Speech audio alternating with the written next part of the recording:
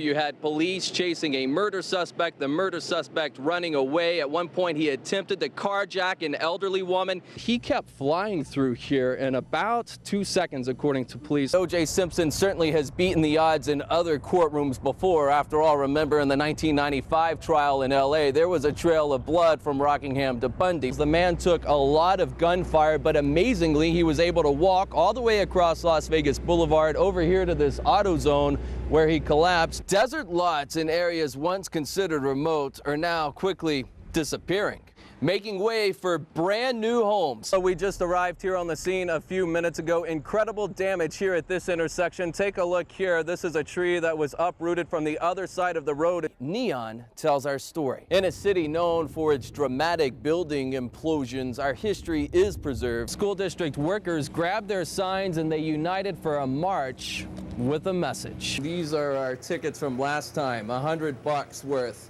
We did not win at all. The firefighters were still arriving as we came here to see this burning building. Nevada legalized gambling back in 1931. 82 years later, the Silver State is going all in, taking poker from the casino to the digital world. She was ready for a fight and got out her tape measure. Grayson found the stop sign was 27 feet away from the crosswalk. Just one station tonight getting some extraordinary access to this accident scene. The man was hit right over here. He was in a wheelchair in a crosswalk. He had a red. He was still in the crosswalk. The traffic had a green. He was hit right there. You see those three letters? AIC, that stands for Area of Initial Contact. We'll come over here. Keep in mind, the man flew for about 120 feet. Look down there. That was where his right shoe landed over here. The wheel to the wheelchair, and he kept flying through here in about 2 seconds, according to police. Look over there. You see on the sidewalk where it says PEDFR. That stands for Pedestrian Final Rest. What a journey it's been for O.J. Simpson. He's gone from partying at the Palms in Las Vegas to being a prisoner now, and now the juice wants justice.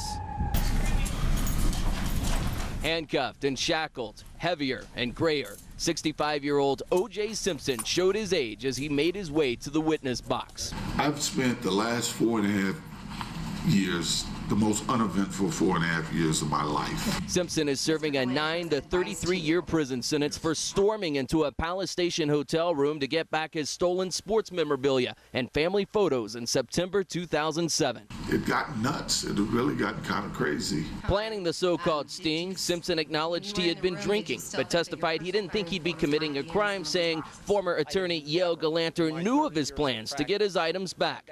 The other men turned state's evidence, and one has had his conviction tossed out. And I wouldn't have fathomed in my wildest dreams that these guys would have guns. Do you think that you were acting legally? Yes, in what I did. you were doing? Yes, I did. Simpson blamed Galanter for not letting him testify at trial. Well, he told me I couldn't be convicted. He said, you did nothing wrong. And the disgraced football legend says Galanter kept talks about any plea deals from him. Do you recall any plea offer being given to you during the trial? No. The day in court had some lighter moments when Simpson showed some personality. And I'm getting to these jailhouse lawyers up in Lovelock. I mean, these guys know, they know the law. I mean, they know how to break it, I know, but they also know the law. If Judge Linda Marie Bell doesn't grant him a new trial, Simpson's strokes will be kept to his prison block because he won't be eligible for parole for 5 more years. And the next big witness here in this case will be Yale Galanter, who will take the stand on Friday. After his testimony, there is a possibility O.J. Simpson could be called back to the witness stand. We're live downtown. Aaron Drawhorn, 8 News Now. Paulo with that 2 to 3 foot pipe in hand. He went to the Venetian Hotel and Casino, specifically the nightclub Tao. Before it was all over, 8 people were hurt, including a Metro officer. Tonight, Luke Shawley's defense attorney tells us why a Navy SEAL would go on this savage attack. This is the Luke Shawley who came to Las Vegas for training at Nellis Air Force Base. But the proud Navy SEAL turned into this, an unrecognizable person who went on a violent, bloody rampage on the Las Vegas Strip in March of last year. A chilling crime caught on camera. The video captures Luke attacking these people, and it also shows him at the bar over a 5-hour period of time before these attacks, drinking and socializing with everybody. Attorney Ross Goodman is defending Shawley. He says his client began his night with dinner at the Venetian with friends before heading to the nightclub Tao. Shawley admits to drinking 8 or 9 Jack and Cokes, but around 3:30 in the morning, his friend's already gone. He suddenly goes berserk. Pipe in hand, Shawley hits anyone in his path, including a 67-year-old woman, and then moves on to his next victim. Tourists watched in horror as this guy is bashed and beaten senseless. Blood flows from his mouth and face. He has no interaction with these victims.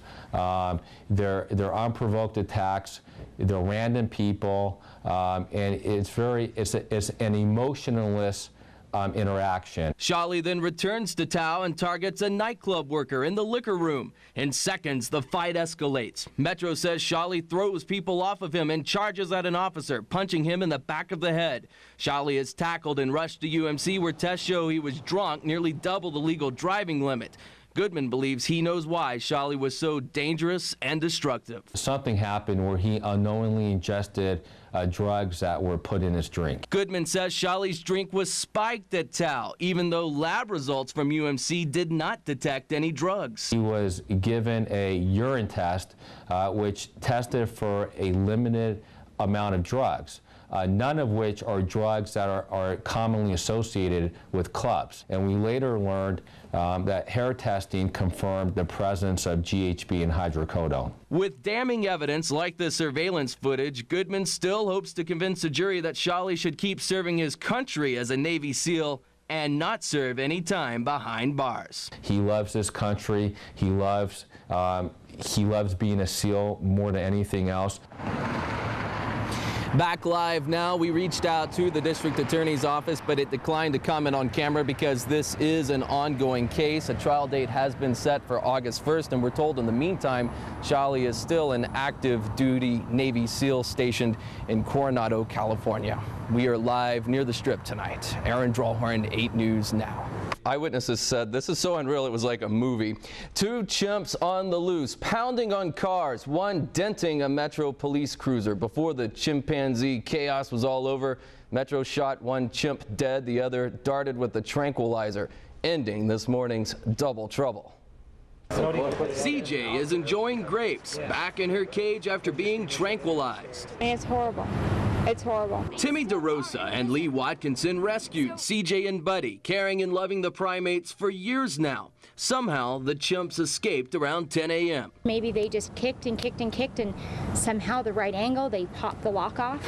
You know, it was double locked and it had a padlock, and somehow they still got out. Buddy and CJ ran free for half an hour. It was all chaos. Miguel Gutierrez has fed and played with the chimps for 8 years. I tried to calm down the male chimp, but he was too excited and too aggressive. Gutierrez was feet from Buddy, seconds before his life ended. They were just screaming at me to get out of the way, because they were ready to shoot. Just get out, get out, get out. An officer shot and killed Buddy in the middle of Van Rood. There was people across the street, kids and families, so, you know, what could they do? It's a definite tragedy. Holly Haley, state director for the Humane Society of the United States, says the Nevada legislature and U.S. Congress need to take action. Nevada is one of the few states, 1 in 6 actually, that do not have any laws or regulations that would restrict the private ownership of dangerous exotics. Back in the cage, CJ is alone for the first time. It's tragic, and it's something we've always feared and dreaded. Yeah, DeRosa and Watkinson wanted to emphasize a couple of things. Number one, that chimps should not be pets, and also they wish it would be illegal to buy a chimp. The La Concha is the centerpiece of the Neon Museum. Visitors first walk into what was the motel's lobby, their first steps in reliving Las Vegas history. This is really the city's identity. When people think of Las Vegas, they think of the sign.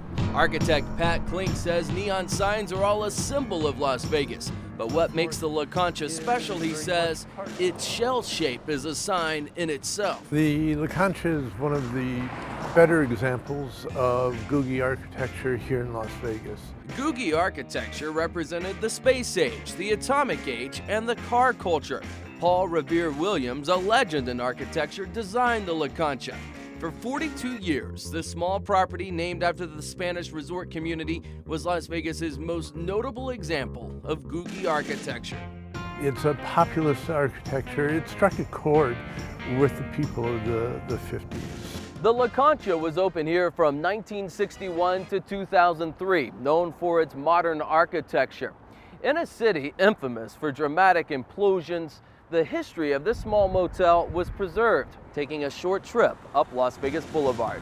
In danger of meeting the wrecking ball, over $1 million was shelled out to move the La Concha and its arches. Movers loaded up the building that set itself apart on the Strip so it could be preserved at the Neon Museum. Because the original building had a whole motel attached to the back of it, it was fairly stable. Out here when they moved it, you didn't have that motel, so the building had a tendency to turn, fall over. Moving the La Concha was an engineering feat. And you can see some of the lines coming across here. The shell was cut into 8 different pieces. Crews had to attach a cement anchor on the back during the move to make sure it didn't topple. And today that anchor sits underground and behind the lobby to keep it upright. And behind that anchor, the rest of the visitor center that Klink himself designed. Today, the La Concha's original sign at the front desk greets visitors to the Neon Museum. It's backlit, and so at night it has a nice glow to it. Historians are pleased Las Vegas can now shed light on its bright past. To save the signs and the La Concha lobby is just a great sign for the future in honoring these buildings. And for Pat Klink, he's glad the La Concha and all of these signs are here not to die, but to live on. After living here for 35 years, it is really heartening to see the city save bits and pieces of its history. Aaron Drawhorn, 8 News Now.